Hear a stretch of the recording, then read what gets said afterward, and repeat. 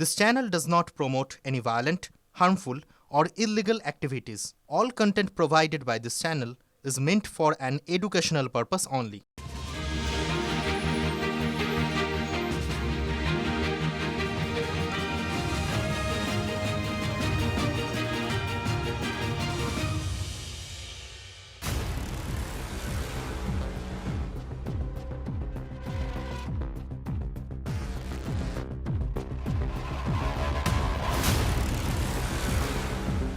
প্রায় 1000 police CRPF থেকে শুরু করে আরো সমস্ত পুলিশ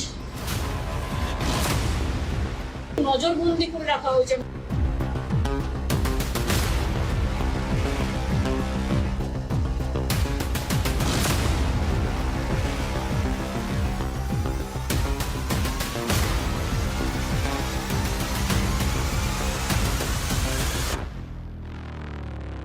চিরদিন কাহারও সমান নাহি যায়। বিদ্রোহীরা কোথায় কোথায় গেল প্রতিবাদ? বারুইপুরে এই এত বড় কাণ্ড ঘটে গেল, বিদ্রোহী শিবিরকে কেন দেখা গেল না?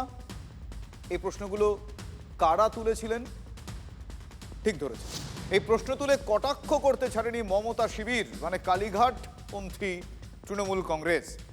আজ সেই বিদ্রোহী শিবিরের প্রতিনিধিদেরই বারুইপুরে দেখা গিয়েছে। আজ দেখা গিয়েছে, স্পেসিফিক্যালি মনে করালাম।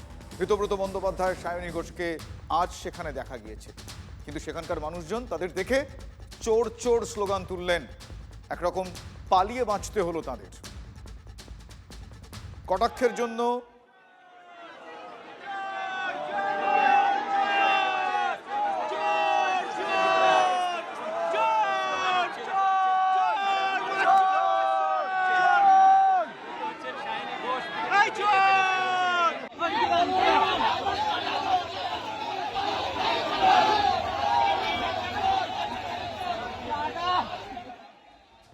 যেই এই ঘটনা ঘটলো, একেবারে মনে হলো পরিস্থিতি ব্যাক টু ব্যাক যেভাবে ঘটলো, একেবারে তৈরি ছিলেন যেন কটাক্ষের জন্য। ফেসবুক পেজ খুলে তৃণমূল কংগ্রেসের অন্যতম মুখপাত্র কুণাল ঘোষ হালকা করে খোঁচা দেওয়ার অভ্যাসটা তিনি বজায় রাখলেন। কি লিখলেন? তিনি লিখলেন যে কারা যেন বলেছিলেন আমাদের দেখে কেউ চোর চোর বলবে না।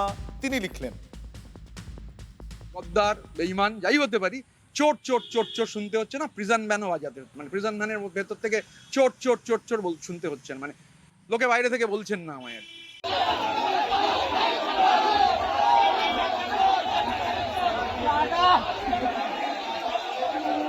আজকে প্রমাণিত হয়ে গেল যে যখন তারা পাবলিকের কাছে ফেস করছে তখন সেখানে তাদের অপমানিত হতে হচ্ছে। নিজের এলাকায় যাক না একবার, যদি হিম্মত থাকে। আমরা তো আমাদের এলাকায় যাই, প্রায় যাই। একবার হিম্মত থাকলে নিজের এলাকায় যাক। পরিবেশকে অশান্ত করবার জন্য বাম বলুন, তৃণমূল বলুন, তারা নানান রকম খেলা খেলবার চেষ্টা করছেন। যারাই যান না কেন, তারা জল যে ঘোলাতে গিয়েছিলেন সমাজের ভালো, সেটা যে তারা করতে যাননি তা মানুষ বুঝতে পেরে গেছেন। দেখুন, একটা বিষয় তো বলার অপেক্ষা রাখে না, যে শিবিরেই থাকুন না কেন সাংসদ হিসেবে সায়নী ঘোষ বারুইপুরে যাবেন, এটা প্রত্যাশিত, এটা এক্সপেক্টেড। কিন্তু প্রশ্ন হচ্ছে, মানে প্রত্যাশার পাশাপাশি তো প্রশ্নও থাকে। সে প্রশ্ন হচ্ছে যে দুদিন পরে কেন তিনি গেলেন? সায়নীকে দেখে সেই প্রশ্নটা এলাকার মানুষ তুললেন। এক্ষেত্রে এক প্রকার অভিমানও কিন্তু প্রচ্ছন্নে রয়েছে। যে কারণে তারা দুদিন পরে কেন, সাংসদ কেন দুদিন পরে, এত বড় ঘটনা, যে কারণে তারা মনে হলো, যে কারণে বলাটা ঠিক হবে না, তারা এই জায়গা থেকেই বোধহয় আজ এই চোর চোর স্লোগান দিলেন। উনি তো আমাদের বাড়ির পাশে, আমাদের যাদবপুরের সাংসদ, উনি এখানটায় আসেনি, দুদিন পর উনি আসছে। তার আগে কতজন কত দূর থেকে এসছে, তাহলে উনি যে এত কাছাকাছি তিনি তো আসেননি। দিল্লিতে ছিলাম এবং আমি রবিবার দিন এটা জানতে পারি। তারপরেই আপনারা জানেন যে মুখ্যমন্ত্রীর সাথে আমার সরাসরি কথা হয়। মুখ্যমন্ত্রী আমাকে আশ্বস্ত করেন যে তিনি ব্যক্তিগতভাবে এই ঘটনাটাকে মনিটর করছেন। এসআইটি গঠন হয়েছে, অ্যারেস্ট হচ্ছে, পরিবারের সঙ্গে তারা যোগাযোগে রয়েছে এবং মুখ্যমন্ত্রী আমাকে বলেন যে তিনি মঙ্গলবার দিন আসছেন। ফলত তিনি আসার আগে যেন আমি একবার ঘুরে যাই এবং তারপরে ওনার সাথে আমি এসপি অফিসে দেখা করি। সায়নী যে দুদিন পরে এসছে সেই জন্য ওনাকে ঢুকতে দেওয়া হচ্ছিল না। আমাকে যদি কেউ অন্যরা কোনো দল থেকে কেউ ভয় দেখানোর চেষ্টা করে যে আপনি এলাকায় যেতে পারবেন না, এখানে যারা দাঁড়িয়ে আছে তারা আমাকে কলরন করে বাইরে নিয়ে যাবে, সেটা আপনারা দেখতে পাবেন।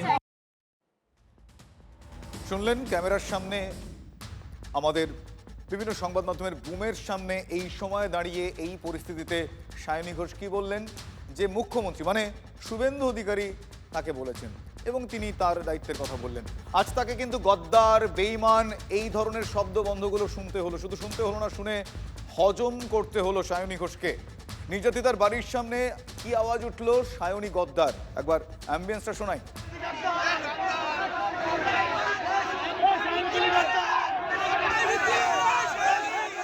বারুইপুরে এসপি অফিস, সেই এসপি অফিসের বাইরে সায়নী ঘোষকে শুনতে হলো সায়নী বেঈমান।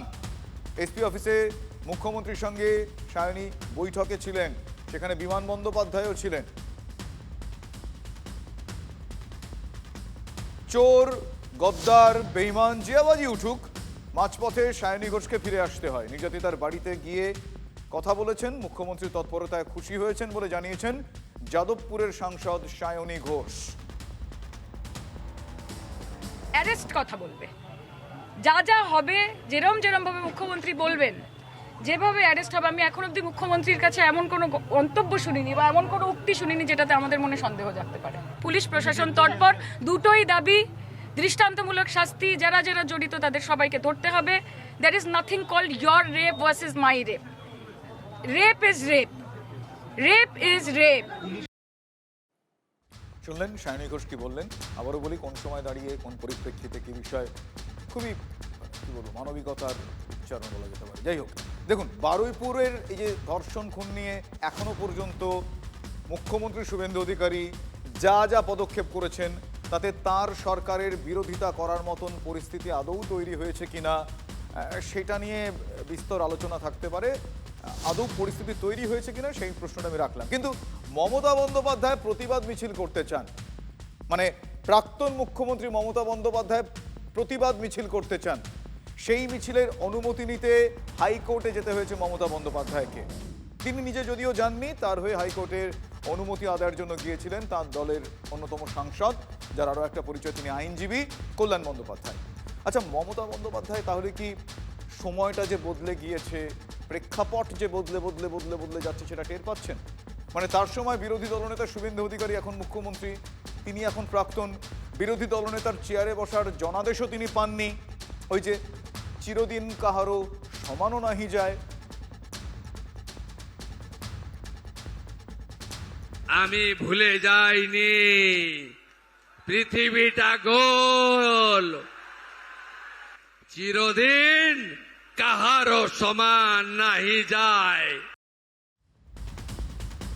আচ্ছা, শুভেন্দু অধিকারী মানে বর্তমান মুখ্যমন্ত্রী, তিনি কি বারবার মমতা বন্দ্যোপাধ্যায়কে মানে প্রাক্তন মুখ্যমন্ত্রীকে এটা মনে করাচ্ছেন নিজে যা করবেন তা ফিরে পাবেন? মানে ওই স্যার আইজ্যাক নিউটনের third law, to every action there is an equal and opposite reaction, মানে প্রত্যেক ক্রিয়ার সমান এবং বিপরীত ধর্মী প্রতিক্রিয়া রয়েছে।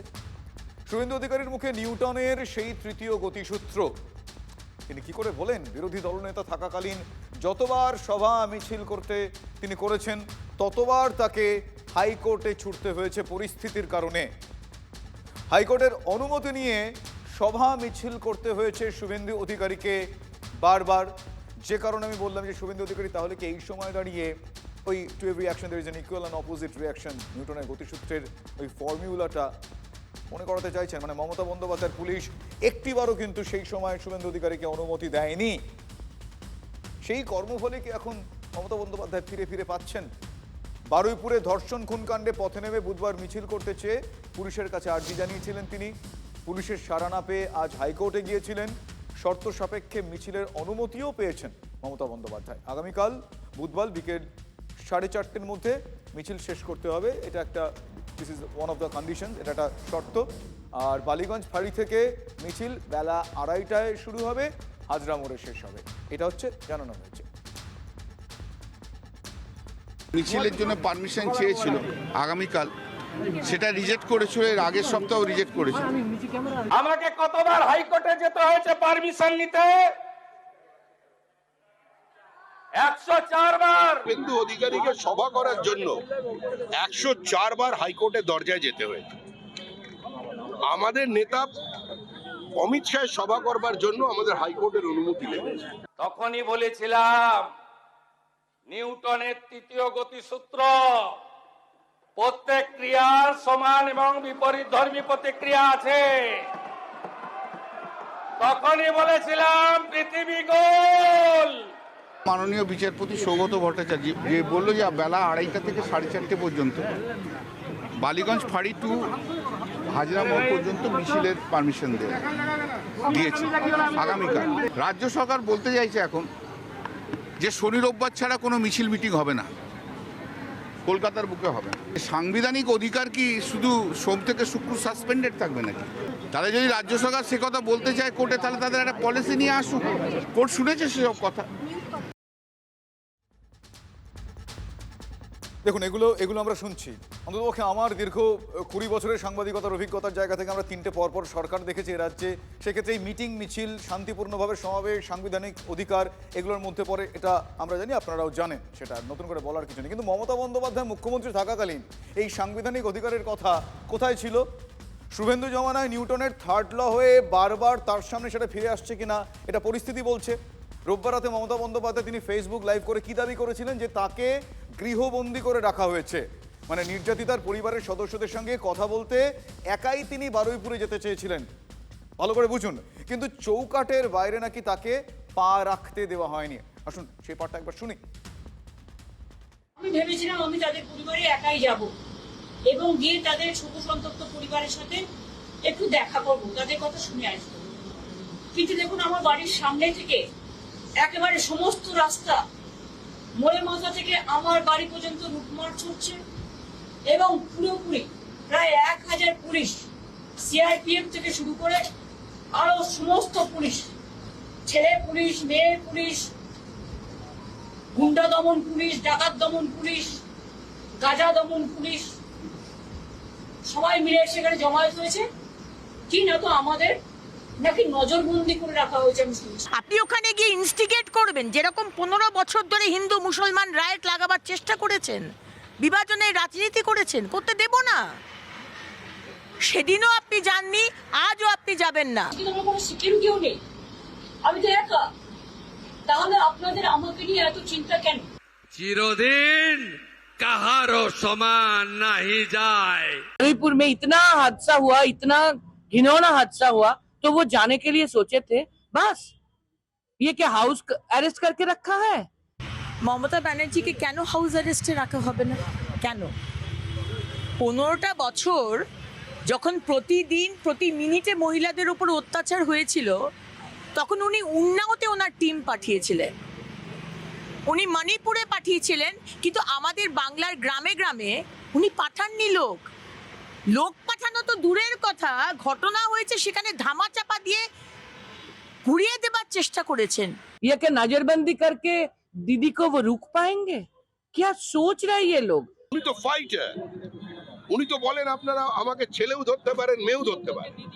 উনি তো রয়্যাল বেঙ্গল টাইগার, উনি তো নরেন্দ্র মোদীকে দিল্লি থেকে উপরে ফেলে দেবেন। স্বৈরাচারী শাসনের পদক্ষেপ। চিরদিন কাহারও সমান নাহি যায়। গণতান্ত্রিক ব্যবস্থা এটা হতে পারে না কখনো। উনিও তো প্রাক্তন মুখ্যমন্ত্রী, তিনি দীর্ঘদিনের এখানে 15 বছরের মুখ্যমন্ত্রী ছিলেন। বন্দি করে রেখে দেওয়া হলো। গণতান্ত্রিক ব্যবস্থার মধ্যে এটা একেবারেই আমাদের কাছে অনভিপ্রেত। আপনাদের কাছ থেকে জ্ঞান শুনবো, আমরা এখনো বলিনি মুখে নিকো প্লাস লাগাতে। আপনার নেত্রী বলতো। পালাবদলের কয়েকদিন পর থেকে রাজ্যে ডিম জমানো শুরু হয়েছে, মানে ডিম থেরাপি, ডেমোক্রেসি। এতদিন ডিমের টার্গেট মূলত তৃণমূল নেতারা ছিলেন। আমরা তো বলছি এই ডিম ছোড়াছুড়ির ফলে পশ্চিমবঙ্গের ভাবমূর্তি কলুষিত হচ্ছে সারা দেশের সামনে। এটা কোনো সুস্থ সভ্য সমাজে কাম্য নয়। কিন্তু আমাদের কাছে তো আটকানোর ক্ষমতা নেই।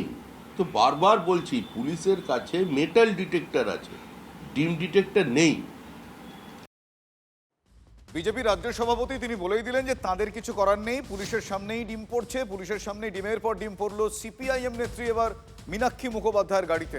কোচবিহারের শীতলকুচিতে এই ঘটনা ঘটল। গাড়ি এখানেই দাঁড় করাবেন, এইটা হচ্ছে বিজেপি। আগে আগে আগে দেখুন, শীতলকুচিতে নিহত মন্টু মিয়ার পরিবারের সঙ্গে দেখা করতে গিয়েছিলেন মীনাক্ষী, সেখানেই ঘটনা। মন্টু মিয়ার যে অস্বাভাবিক মৃত্যু এবং তার ডেড বডি যে অবস্থায় যেভাবে পাওয়া গেল, পরিবার যেভাবে তাকে উদ্ধার করলো, পুলিশের কাছে গিয়ে তার কমপ্লেন করলো এবং তারপর থেকে পুলিশের যা ভূমিকা, এতে গোটা পরিবার এর মধ্যে খুন হয়েছেন এটাই তারা মনে করছেন। সরকার পাল্টালো কিন্তু পশ্চিমবঙ্গে খুন ধর্ষণের রাজনীতি বন্ধ হলো না। সিপিএম আমলে যতগুলো ধর্ষণ হয়েছে, যতগুলো সিপিএম এর কেলেঙ্কারি, ওগুলো যদি বলা যায় ওগুলো কোনো আমাদের সরকার মাত্র 2 মাস হলো। আপনারা দেখুন, একটু সরকার সুশাসন আনতে একটু সময় লাগবে, আপনারা শুধু সময়টা দেন। আপনারা দেখুন, পশ্চিমবাংলা বিজেপি সোনার বাংলা গড়ে তুলবে।